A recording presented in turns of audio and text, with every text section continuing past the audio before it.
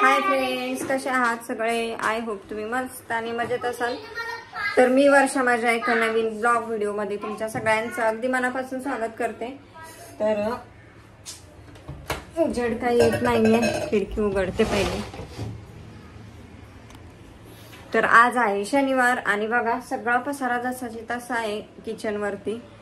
कारण गेले होते आदिराजला घेऊन दवाखान्यात, त्याला काय जरा बरं वाटत नव्हतं आणि रात्री थोडासा ताप आलेला.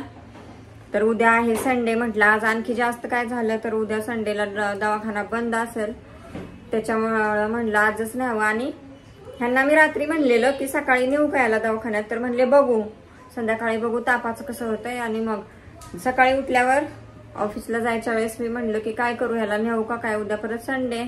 तर मला म्हणले हा त्याला घेऊन जा. मग ते ऑफिसला गेल्यानंतर 10च्या नंतर पार आम्ही 10:30ला गेलो दवाखान्यात. आणि एवढी गर्दी होती तिथं. आणि मी मोबाईल विसरून गेलेले मेन पॉइंट घरातच, कारण आराध्या तर उठलेली अंथरुणातनं आणि तिला ब्रश वगैरे करून दोघांना पण फक्त नाश्ता दिला आणि तसंच गेलो आम्ही. त्यामुळे मोबाईल पण घरातच विसरला आणि सगळं गडबडीत गेले. फक्त फाईल आणि पैसे घेतले आणि गेले.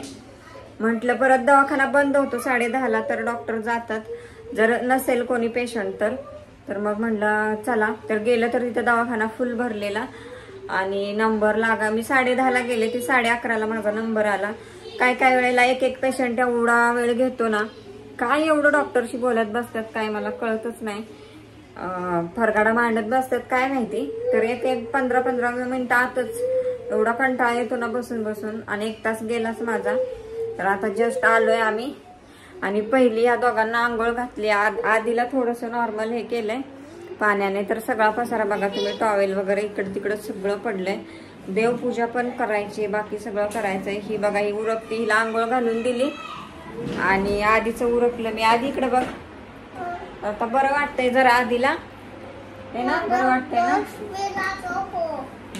आणि आधीला डॉक्टरनी काय दिलं दाखव. तर हा स्टिकर लावलाय आधीला डॉक्टरनी. तर त्यानंच मागून घेतलाय. म्हणलं डॉक्टर मला स्टिकर लावा, कारण इंजेक्शन दिल्यानंतर डॉक्टर तिथे स्टिकर लावतात. तर हा म्हटला याला काही इंजेक्शन दिलं नाही, ह्याचा इलाय स्टिकरचं, हे मला स्टिकर लावा डॉक्टर. मग डॉक्टरने लावला. आणि औषधं तर काय नेहमीचीच आहे, ती काय वेगळं नाही.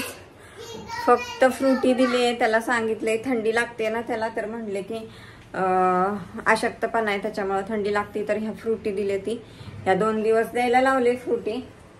तर ते साहेब काय पेनाच झालाय आज, म्हणतोय कडू लागतंय या. तर ऑरेंज फ्लेवर आहे. तरी पण काय पाहिजे तुला? काजू लय खाऊ नको बाबू, आधीच गरमीला आहे, थोडसच घे. तर याला काजूच लय आवडतात आणि मुठमुठ भरून काजू खातो. आणि गरमी कसली आहे, काजू तर गरमी जास्त असते. आता 2च घेतले ना, हा दुसरं खा काहीतरी.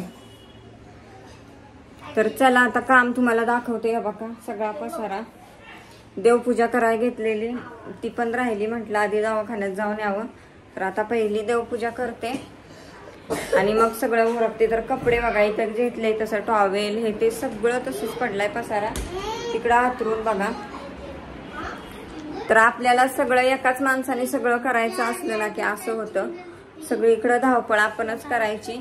आणि काय होतं, लेट झाला ना कामाला की कामच करू वाटत नाही, मूडच राहत नाही, कंटाळा येऊन जातो. जरा जरी आता बाहेर गेलं ना उन्हात ह्याच्यात आल्यानंतर एवढा थकवान एवढं हे होतंय ना की असं वाटतंय काहीच काम करू नये असं वाटतंय. पण काय केल्याशिवाय पर्यायच नाही. आणि हे तर मला वाटतंय क्वचित वर्षातनं 1-2दाच नेत असतील पोरांना दवाखान्यात. पोरांना म्हणण्यापेक्षा आधीलाच तेवढं नेतात, आराध्याला तर मलाच न्यावं लागतं. तर ह्यांच्यावर तर काही भरोसा ठेवून उपयोगच नाही. म्हणजे ह्यांचं आपलं काम असलं का नाही की मग ह्यांचं ऑफिसचं लय इम्पॉर्टंट काम असतं. घरातलं काय काम सांगितलं की नाही मला आज लय इम्पॉर्टंट, मी उद्या करीन पण आज नाही जमणार असं म्हणतात. त्याच्यामुळे तर ह्यांच्यावर काही भरोसा ठेवून उपयोगच नाही, आपल्याला सगळं करावं लागणार आहे. आणि मेन पॉइंट उद्या संडे, त्यामुळे तर मी म्हटलं जाऊ दे, गेलं पैसे तरी काय नाही, पण आजच त्याला दाखवून आणावं. तर आहे आता ऊन पण एवढं कडक आहे, त्याच्यामुळं बरीच मुलं आजारी येते. आणि आधीचं वजन पण काय वाढलेलं नाही.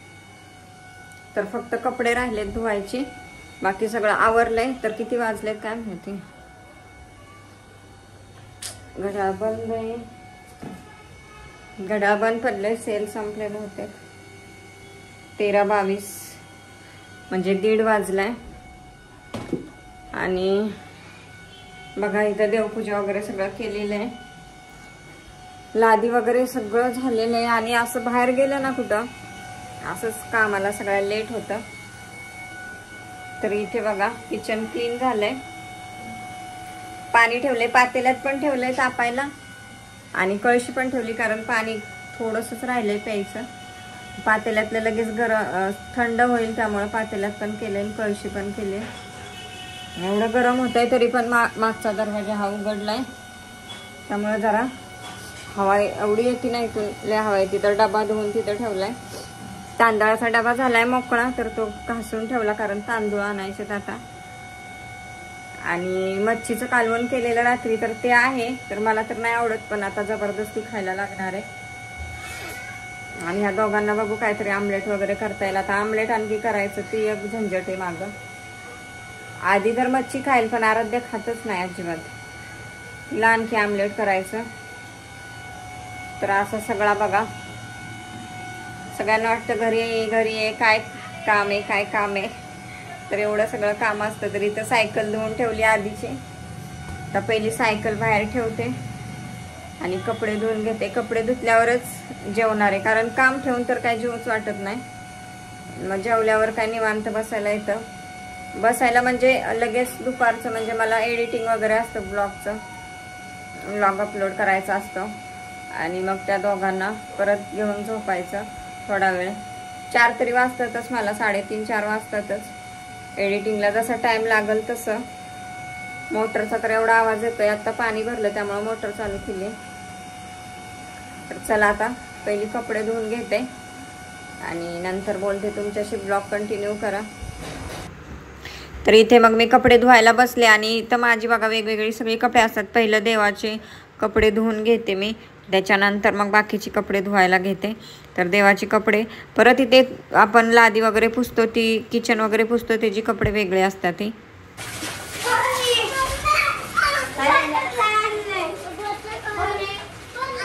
तर कपडे धुवायला बसले आणि या दोघांची बघा अशी वरडत आली. कुणी बटरफ्लाय दाखवला ते घाबरून. तर असा डोक्याला ताप असतो. म्हणजे ह्यांना सुट्टी लागली ना, तसं सगळं काम लेटच होतं आहे, कारण ह्यांच्या मागच जास्त पळायला जावं लागतं आहे. कुठं गेली बघा, काय करतात बघा, हे ते सारखं आत बाहेर करावं लागतं. आणि आत्ता बघा अशी ओरडत आलेली, त्यामुळं परत तिथं 10 मिनटं माझी गेली. आणि जी मी लादी वगैरे पुसते किचन वगैरे, त्याची कपडे सेपरेट ठेवायची. त्याच्यानंतर जी कलर वगैरे जातात ती सेपरेट भिजवून ठेवायची. आणि नॉर्मली आपले असतात ती सेपरेट. असं 2-3 ह्याच्यात कपडे ठेवायचे आणि मग एक व्यवस्थित धुवायचं. जे कलर जातात ते अगोदर धुवून ती बाहेर दोरीवरती मी घालते सुकत, कारण ती मशीनमध्ये वगैरे मी नाही हे करत बसत. तर डायरेक्ट हाताने पिळून मग बाहेरच्या रशीवर सुकत घालते. त्याच्यानंतर आपली जे रेग्युलरची जी असतात ती धुवून मग ती कम्फर्टमध्ये टाकून मग मशीनला लावते सुकण्यासाठी. आणि मग लास्टला आपलं जे पाय पुसणी हे ते असतं, गॅस वगैरे पुसलेलं कपडा आहे ते, मग ते लास्टला धुते. असं सगळं विभागून काम असतं माझं.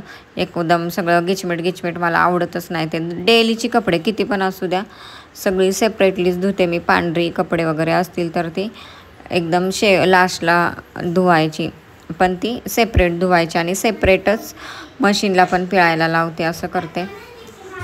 तर कपडे धुतल्यानंतर होणारी अवस्था बघा. कपडे धुताना पण एवढा घाम येतोय.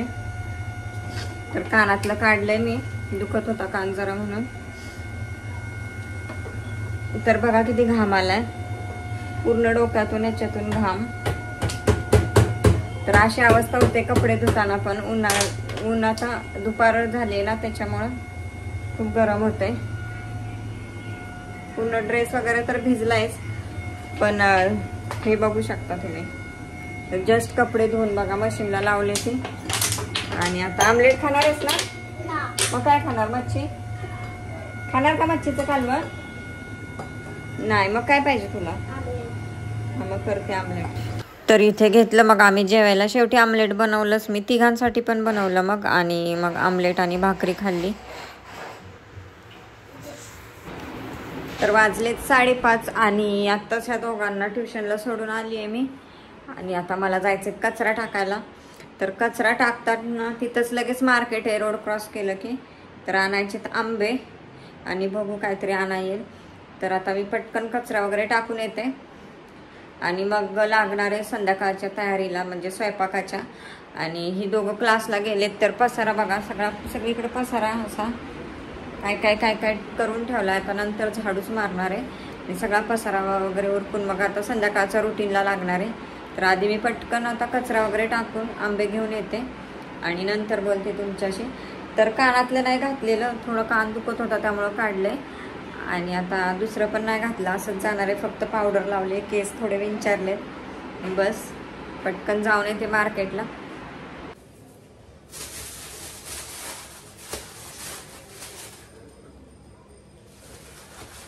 मार्केटवरून आले, झाडू वगैरे मारून झालाय, स्वयंपाक करायचा आहे आता. कलिंगड काढला आणि आंबे आणले.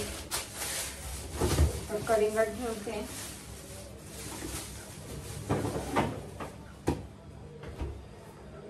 फ्रीज मध्ये, कारण ती दोघं ट्युशनवरून आल्यानंतर मग खातील. एवढं गरम होतंय ना ह्या टायमिंगला. आणि आज तर आभाळ होतं, आभाळ आले बाहेर, सगळा अंधार अंधार झालाय. आता दुपारपासून जरा आभाळच आहे त्यामुळे ना लईच गरम होतंय. तर आंबे आणलेत बघा.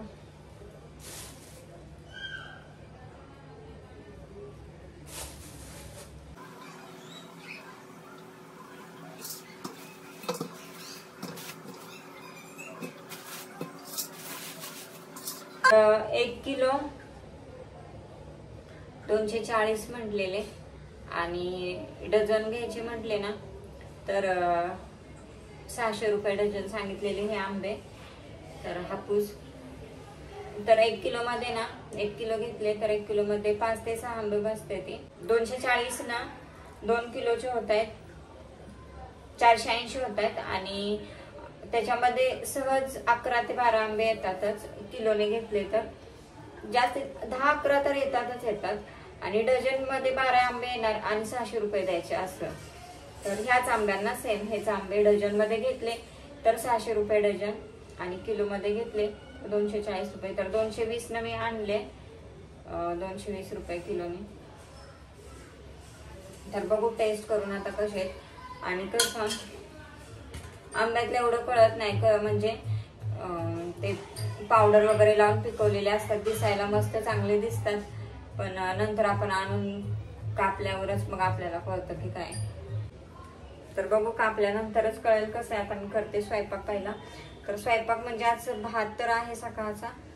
तर आता पहिलं मी करणार आहे गाजरचा हलवा, कारण गाजर 2-3 दिवस झाले घेऊन ठेवलेत हलव्यासाठी आणि काही केलेच नाही. तर आज पहिला तो गाजरचा हलवा लवकर करून घेणार आहे आणि नंतर बाकीचा स्वयंपाक करणार आहे. तर असंच कंटिन्यू राहा, कुठे जाऊ नका. तर बघा लाल गाजर तर आता काही मिळत नाहीत, असलेच गाजर मिळतात. तर हेच गाजर घेतले होते, मलाच खायचा होता गाजर हलवा. तर आता याचाच गाजर हलवा मी बनवते. तर याची रेसिपी जर तुम्हाला बघायची असेल तर माझ्या शॉर्ट व्हिडिओला मी टाकणार आहे, तिथे जाऊन तुम्ही नक्की बघा. तर इथं सगळं काम झालंय आणि आम्ही निघालोय. इथं आम्ही राहतो तिथली आहे यात्रा.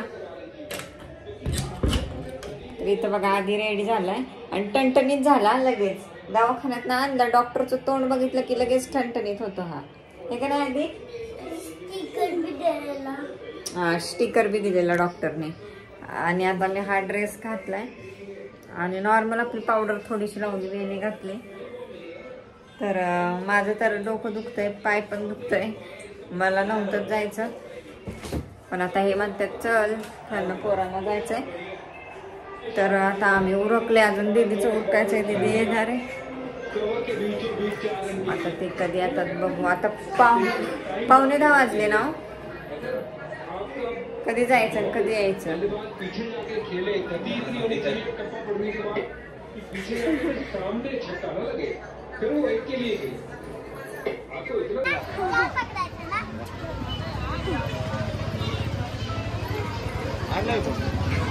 तर गेल्या गेल्या स्टार्टिंगलाच बघा इथं दिसलं की लगेच बसली ती 2 जण खेळायला.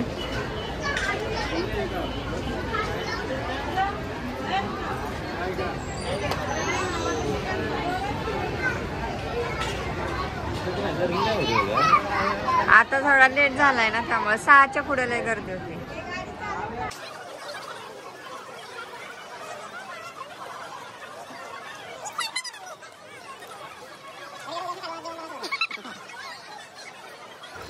तर इथं ना यात्रेत मोठी मोठी अशीच पोरं फिरते ती, आणि ती पिपानी का पोंगना काय तो म्हणतात, ते वाजवतात, तेवढं डोकं फिरतं ना, आणि मुद्दामच वाजवत फिरते ती. तर इथं पोंगण्याचा आवाज तुम्हाला येतच असेल, एवढा दंगा असतो ना, काहीच कोणी बोलतंय कळत नाही. तर हे सगळे इथं खातात फालुदा आणि आईस्क्रीम. तर मला असली आईस्क्रीम अजिबात आवडत नाही, त्यामुळे मी एकटी नाही खाते, हे बाकीचे सगळेजण खात आहेत.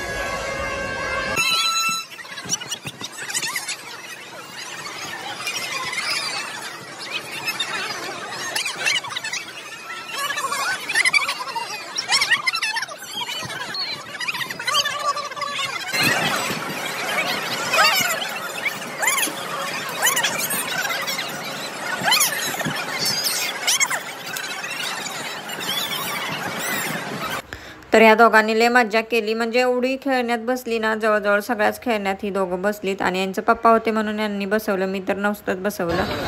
मी तर 1-2 ह्याच्यातच बसवते, बाकी काय बसवत नाही.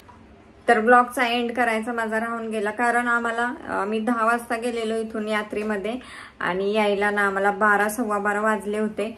तर यात्रा चालू होती, तर लेट गेलो होतो 10ला, त्याच्यामुळे एवढी गर्दी नव्हती, नाहीतर भरपूर गर्दी असते. 6च्या नंतर तर भरपूरच गर्दी असते, त्याच्यामुळं. पण आम्ही जरा लेट गेलो होतो 10ला, त्याच्यामुळे जर एवढी नव्हती, होती गर्दी पण एवढी नव्हती. आणि मग लेट झाल्यामुळं काही मला ब्लॉगचा एंड वगैरे करता आला नाही. तर कसा वाटला तुम्हाला आजचा व्लॉग नक्की सांगा. आवडला असेल तर नक्की लाईक करा. चॅनेलवर नवीन असाल तर चॅनेलला नक्की सबस्क्राईब करा, आणि व्हिडिओला खूप सारं प्रेम द्या, खूप सारे आशीर्वाद द्या. भेटूयात पुन्हा एकदा उद्याच्या नवीन एका ब्लॉग मध्ये. तोपर्यंत सगळ्यांना बाय बाय.